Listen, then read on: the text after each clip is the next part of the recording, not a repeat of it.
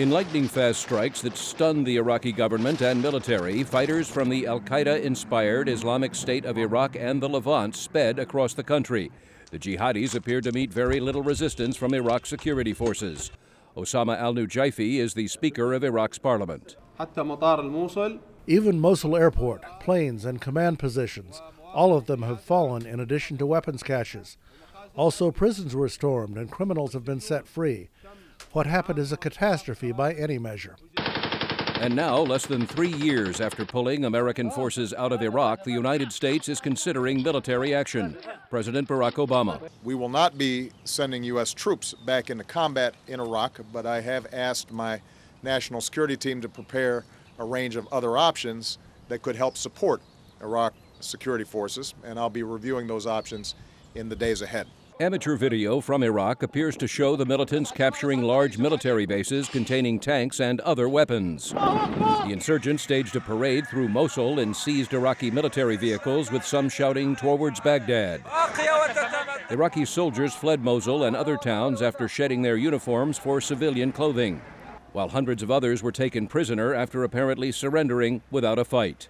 Iraq expert Michael O'Hanlon. The implications are absolutely horrible for Iraq's future. I think that you're basically seeing one major city already in Iraq and several, substantial cities in Al-Anbar province and perhaps now Tikrit fall into civil war. Hundreds of thousands of people have fled the fighting, creating yet another potential humanitarian disaster for the Middle East. Senior analyst Michael Rubin. Our intelligence was caught flat-footed by the fact that no one saw this insurgency coming with the speed that it did. The same thing is true with the Iraqi forces. The Iraqi army was caught completely flat-footed. Kurdish forces known as Peshmerga have taken over abandoned security posts in the strategic oil city of Kirkuk. Iraq, it appears, is being dismantled.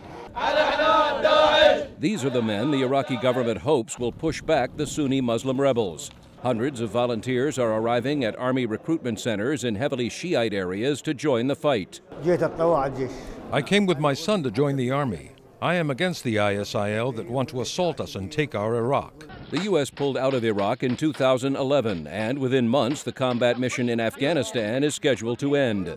Michael Rubin. We need to ask very hard questions about the training and the coherence, not only of the Iraqi military, but also the Afghan military, and whether pulling out with promises of support is realistic. The rebels, who want to install an Islamic government, vow they will push on to Baghdad and then into southern Iraq. Meredith Buel, VOA News, Washington.